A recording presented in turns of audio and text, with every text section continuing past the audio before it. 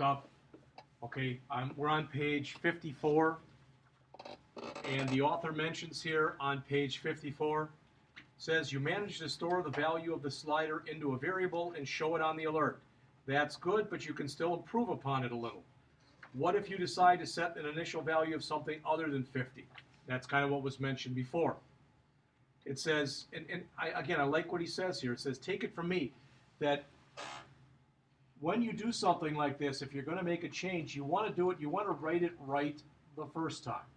And that's bottom line, is that's what he's saying. So on page 55, if you turn to the next page here, the author says we should change view did load. Now you're going to make this change as they show on the top of page 55.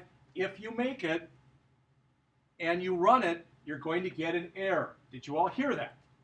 So let's make the change on the top of page 55. Again, this is an error.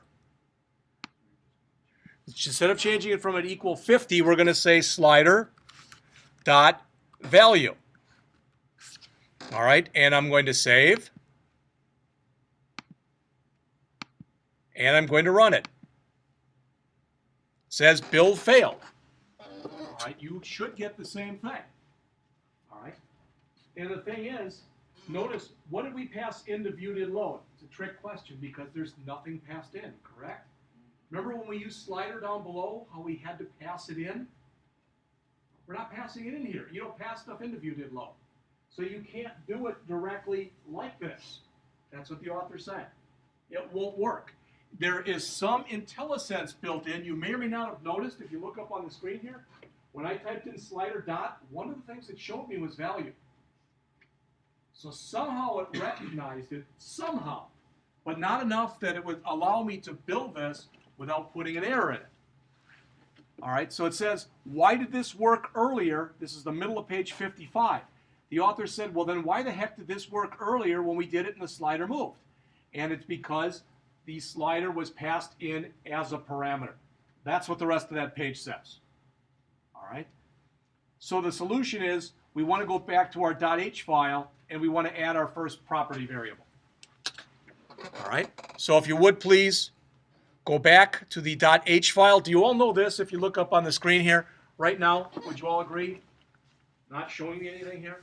Maybe you get this, maybe you don't. And if I'm telling you something, if you're like, well, duh, well, good.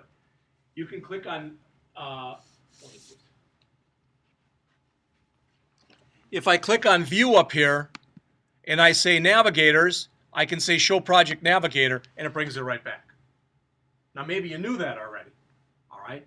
But it's kind of nice to know that if something isn't showing, you can make it show by going through that. So again, I want to go over to my BullsEye View Controller.h file, and we want to add a property variable. All right, and we're going to add this property variable above our calls to show alert and to slider moved. And it's at property, non-atomic, weak. We'll talk about what all these mean in just a minute.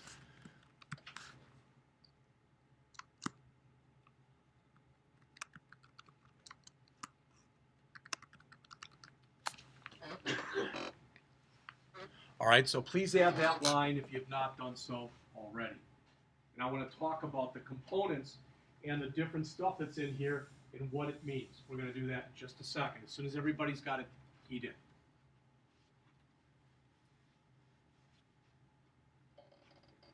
You and Zane must have a thing going where if one of you misses, the other one comes. That's good, at least so you're not falling behind on this.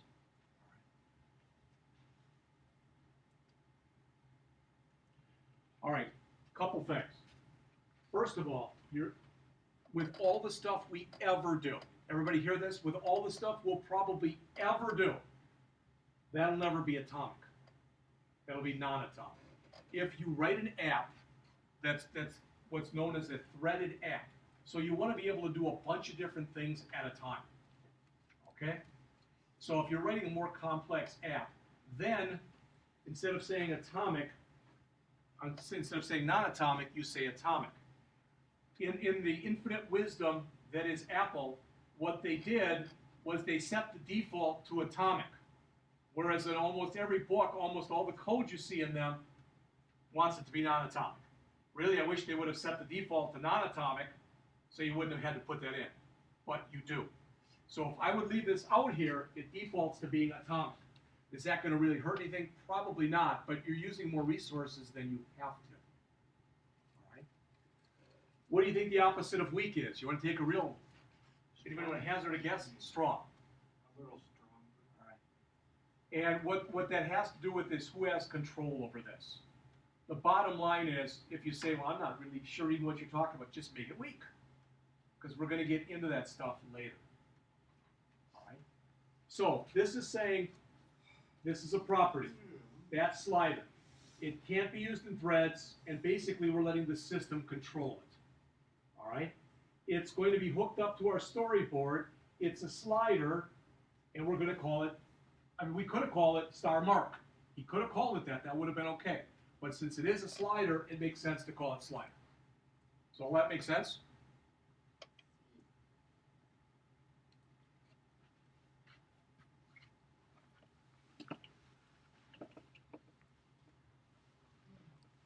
So now your BullsEye controller should look similar to what you see in the middle of page 56 in the handout.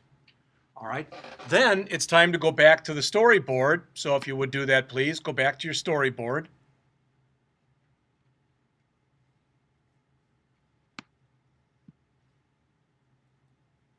All right, and on the storyboard, they say, again, hold down on the control key and click on the slider. So I click on the slider first to highlight it, hold down on the control key, and again, they want us to, it says, I just wanted to show you, so click the open circle and drag it to the view controller. So we're going to go same kind of way we've been doing this, to right there.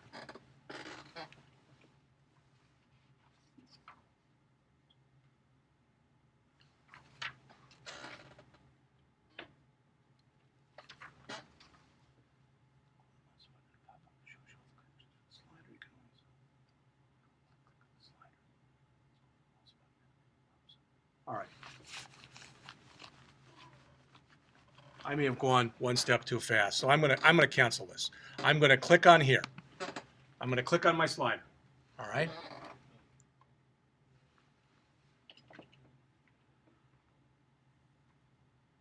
Let's go to the mouse button. It pops up. It shows all the connections for the slider. Yes.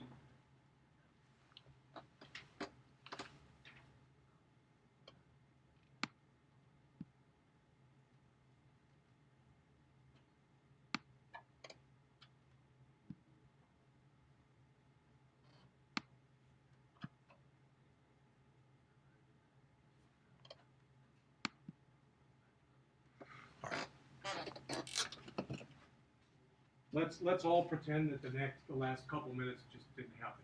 So if you did the control click, just let go. Okay? Click on the slider itself, if you would. Click right there on the slider. And then go up here and click on your connection inspector, which is right there. And you should get something that looks pretty much like this. Am I correct? All right. Can you all see the thing that says new referencing outlet? If you can't, you might have to make this a little bit smaller so that it shows. All right, and if you say, I can't, I don't know what I'm doing here, just raise your hand and I'll try to help you. I'll walk you through it, okay? All right. But what the author says you are to do is to click on the new referencing outlet in that circle, then hold down on control and drag over to the slider and let go. And it should come up, if you did it right, and look like this. And if you try it and it doesn't work, just raise your hand. And we're not in a hurry to see how fast we can get through this. It'll work?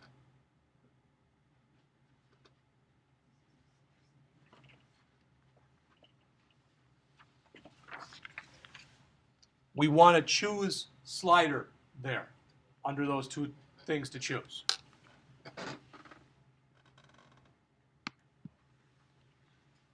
So that's created a brand new connection. All right.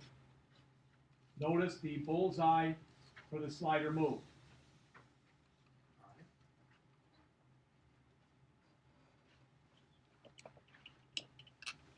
What they mention there on page 57, what the author says is, this is the outlet property that you just added to the object. You now have connected the slider object from the storyboard to the view controller's slider property. All right. Now, I'm not going to read to you. Please look on page 57, look at that gray area that you see at the top of the page. All right. Again, I'm not going to read it to you. Long story short, in the olden days, which was like a year ago, when you created properties like this, if you automatically wanted to have a get and a set created for you, you'd have to put in a synthesize. And they mentioned that there. You no longer have to do that. It's done for you automatically. So behind the scenes, what they've done is they've written some code for you automatically. All right?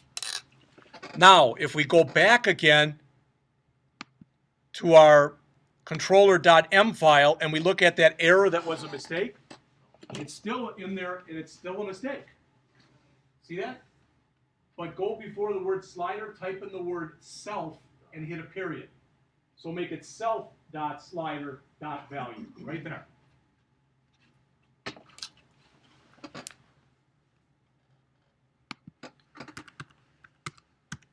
And lo and behold, once you do that, it goes away. It should at least. Self is the equivalent of this in Java. It's talking about the current object. Since we're working in the view controller, self means this view controller. All right? So in this view controller, I want to find the slider, I want to take its value, and I want to assign that to my current value variable. Does that make sense? And that's what the author mentions in here. Again, I don't want to sit and read it to you. It's in the middle of page 57. You may like his explanation better, you might like mine better. All right? If you want to get really confused, just turn to page 58 and read the gray section. Because the author says, well, if you don't want to do it that way, there's another way you can do it too. Just forget he's even said that.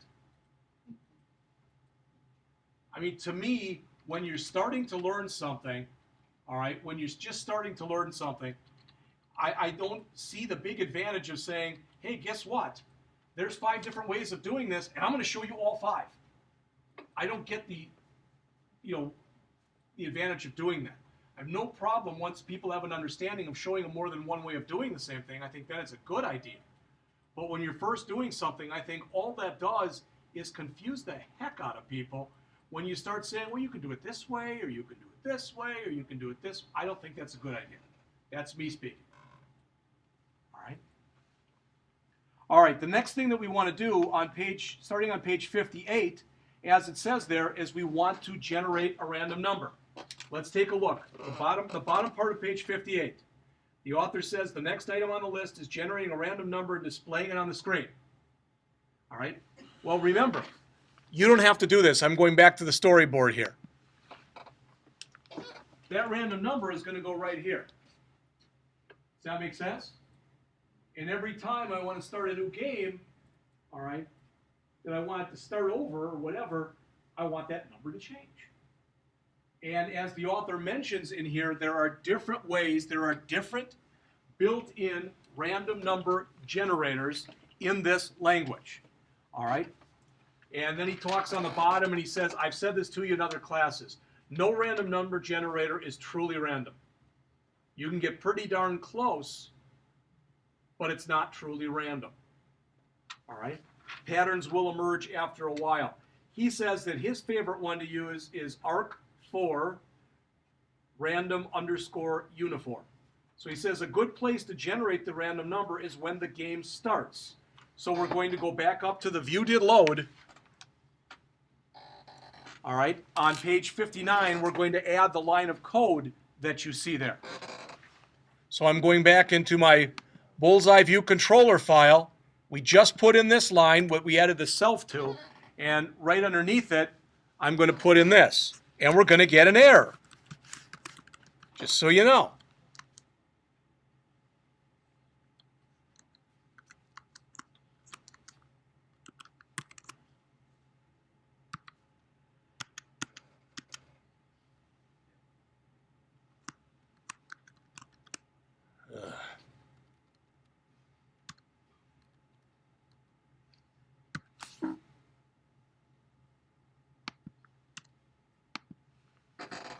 Now, without even pressing it, if you look up on your screen here, did anybody guess? Just take it a quick look. What's the problem here? Adding 1. No. You're making it way too hard. What's the problem here? Where's the underline? Yeah, the target value. What do you think it doesn't know about yet? It is Target value. Yeah. Remember how up on the top we said int and then underscore current value? Yeah. We have to say int underscore target value right down below it. And when we do that, that should go away.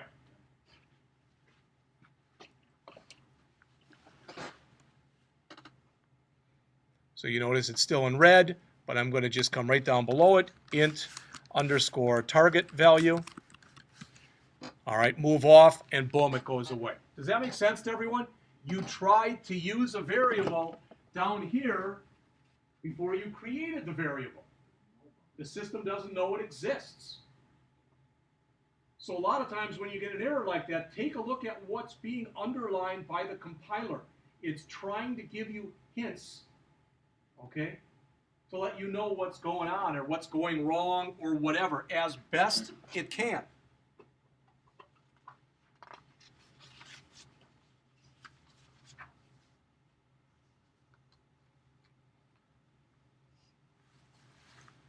All right, on page, if you turn it over and look on page 60, first full paragraph on the page, not that gray box, but the paragraph. It says, I hope the reason is clear why you made target value an instance variable. You want to calculate the random number in one place, and then remember it until the user taps the button.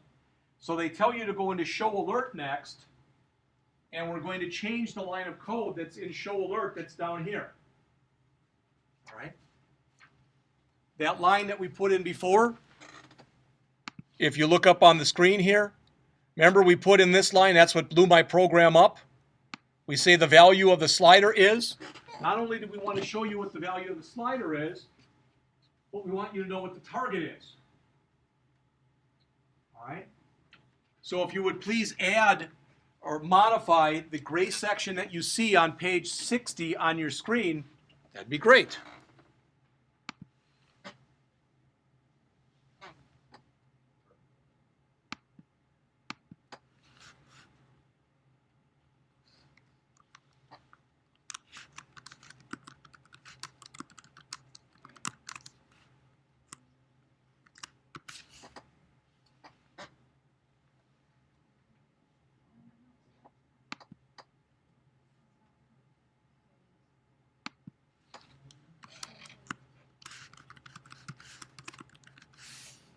All right, so again, I put mine in, and I believe this is correct at least. So yours should look at least something like this. This %D is the current value. This %D is the target value. If you want to change yours so it says the current value of the slider is, then change it. All right, if that's easier for you to understand, then make it current. Doesn't matter.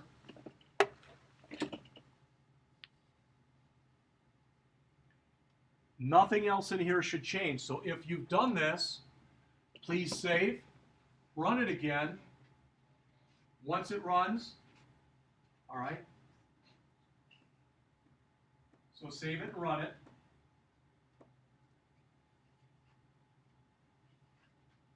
Problem?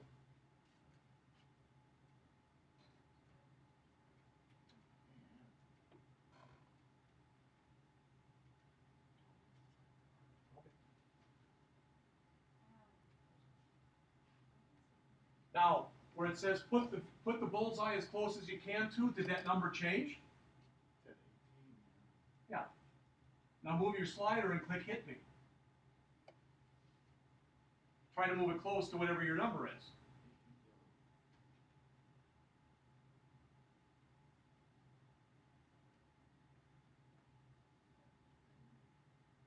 Well, I don't know if you, it looks like you didn't put a percent by your D or something like that. No, it's percent D. Save it and try it again. That's what I know. Did it work? Kelly, yours work? Mike? Laura? I'm just watching. Okay. Wow, you came up with the same number. Because it didn't change.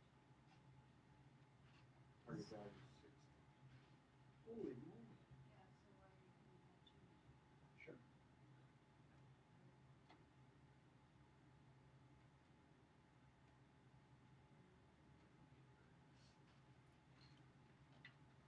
Anybody see a problem with the game the way it currently exists? Oh, yeah, it doesn't let us know if we win or No. not. The value No, description. you're there. Your target value is not going to change because you put it in viewed in load. And how many times is viewed in load called? Once for the program. Okay? What we're going to have to do is we're going to have to write another method. And we're going to have to put that in a method. Okay? Because after we've gone and played the game and we click the button because we think we're close, so we click the button, shouldn't it be then generating a new number for us? Right now it's not. All right? So we're going to want that to happen.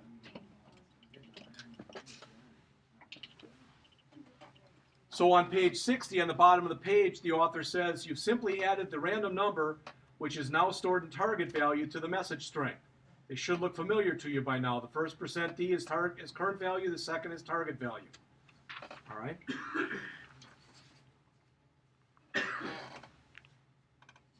Now, I'll tell you what, it's 4:30, but why don't we stop just so everybody is caught up? All right? The next thing is rounds, and it's going to take a little while to go over that. That's why I'm telling you that. All right? Going over the stuff to create the rounds. So we'll do that. We'll start with that on Monday of next week. All right? Is it making sense? Does it help to go over this? I mean, do you find this to be a good handout? Yeah. All right.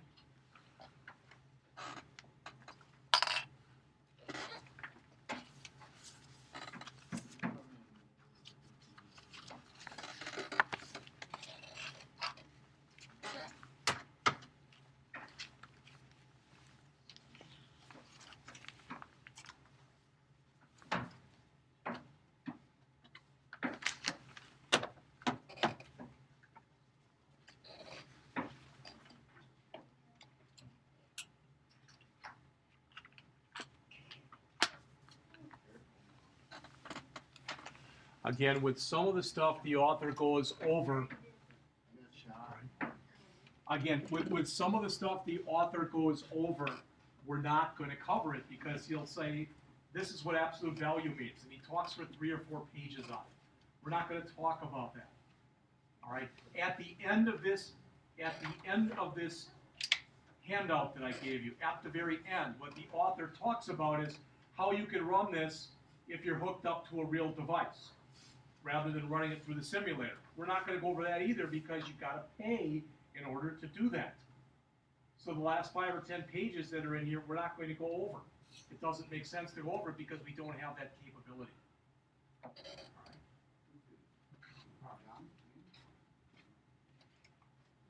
And your number again was 4.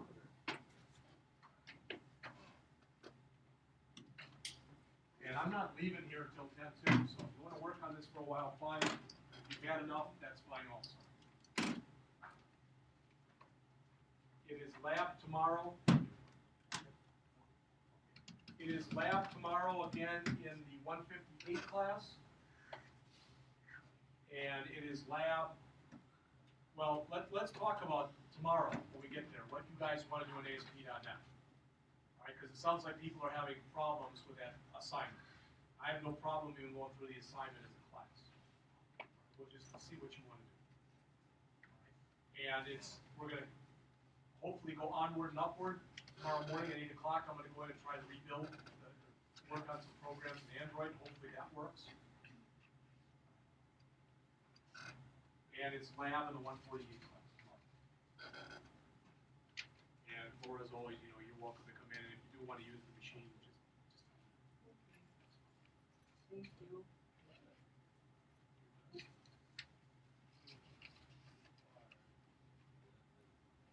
You just gotta fight what's her name's backpack for your shirt.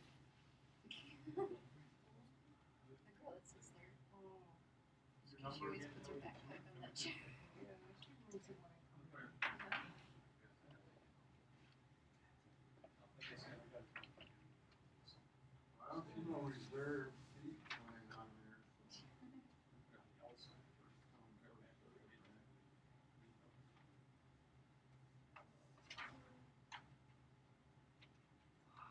Well, not like, what's his name, comes in here and tells the person, Cases were actually fairly It's a cheap. I guy- think they were $25 or comes in here something and like that. says, you have 10 minutes to get out of my seat, that's my seat, you have to get up. Wait, Somebody said that? Yes, yesterday, and I thought, oh, no, what's his name, he comes here yesterday, I says, you would've have 10 told him minutes to to get get out. out of my seat. Who told you that? Guy who sits here on, Caleb? yeah, he's. Don't, please, seriously, don't take him seriously. I thought, oh. No, he, honest to goodness, and he likes you too. He said, was talking about how nice a person you were. Me. But yeah, but, no, he's a different kind of guy, okay? He's a very nice guy, but he's just different. He'll sit there in class and he'll try to make me laugh sitting right there while I'm lecturing. You know, it's like he'll do this, like he'll go. And he'll make weird faces and he's doing this. And if I even smile, that's the worst thing I can do, because then it's like I'm encouraging him. So then he's got to keep doing it until he can hopefully make me laugh.